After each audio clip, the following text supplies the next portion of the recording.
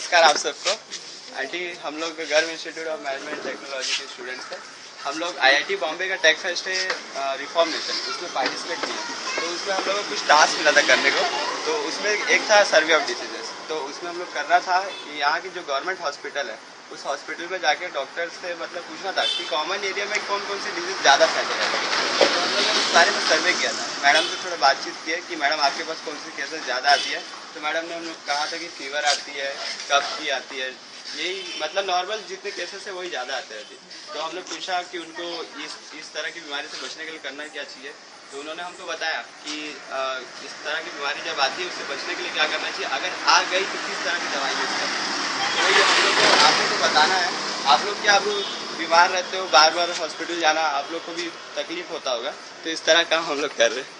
तो वही है, जैसे कि फीवर आता है, एक नॉर्मल फीवर कैसे आता है, मेन जो बाहर की चीज़ें खाते हैं, बाहर का जो फील रहता है, अगर वो शरीर के अंदर जाता है तो फीवर मतलब अंदर के जो हार्मोन्स रहते हैं उसको इफेक्ट करता है। तो उसके कारण क्या फीवर आता है। तो इसके लिए मेन चीज़ है, पहले कभी भी आप खाना वाना खाते हो तो हाथ धो के खाना चाहिए। और घर में जितने भी वेस्ट रखते हो, मतलब खाना पकाने के बाद झाड़ू वाड़ू मारते हो, वो सबको कभी भी घर में जमा करके नहीं रखो।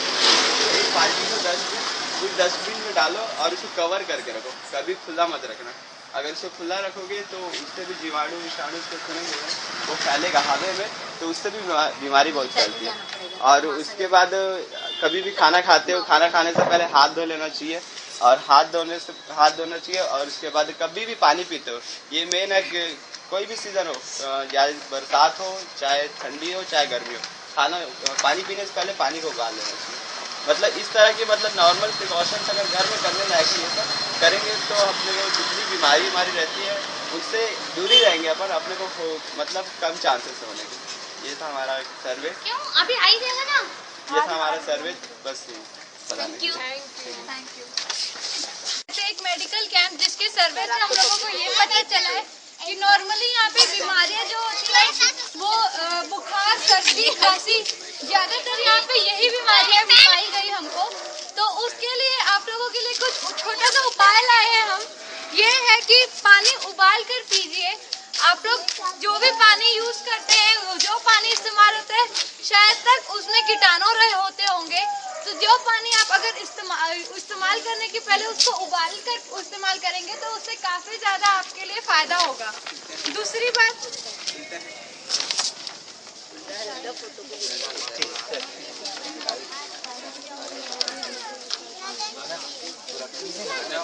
कृपया खाने से पहले हाथ जरूर धोएं। यहाँ पे जितने भी बच्चे मौजूद हैं, सबसे ज्यादा मैं उन्हीं लोगों के लिए बोलना चाहूंगी। आप लोग बाहर जाते हैं, खेलते हैं, ज्यादा हाथ गंदे होते हैं, मैले होते हैं। खाना खाने के पहले अगर आप लोग हाथ नहीं धोएंगे, जितने भी कीटाणु हैं, गंदे कीटाणु, वो आपके शरीर में जाएंगे और आप ही को नुकसान होगा। जितनी भी बीमारियां होती है वो सब इन गंदे कीटाणु की वजह से ही होती है।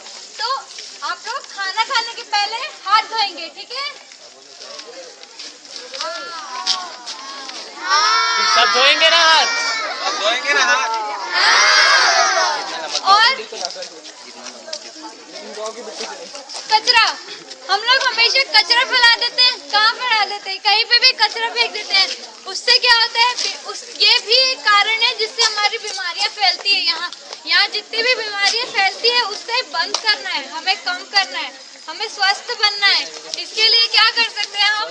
कचरा जो भी एक कूड़ादान में ही डालें, कहीं आसपास कहीं नहीं फेंके, कचरा कूड़ेदान में ही डालें।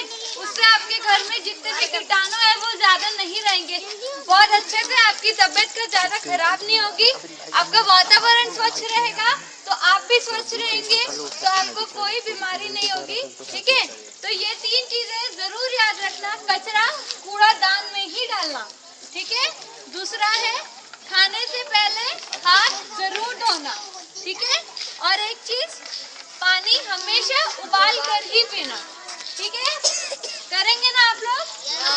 हाँ। चलो। और चौथी बात, आपके आसपास देखे होंगे जहाँ आपका मच्छर का बहुत दिक्कत है। मच्छर काटने से फिर मलेरिया, डेंगू, इस टाइप का बीमारी भी बहुत होता है।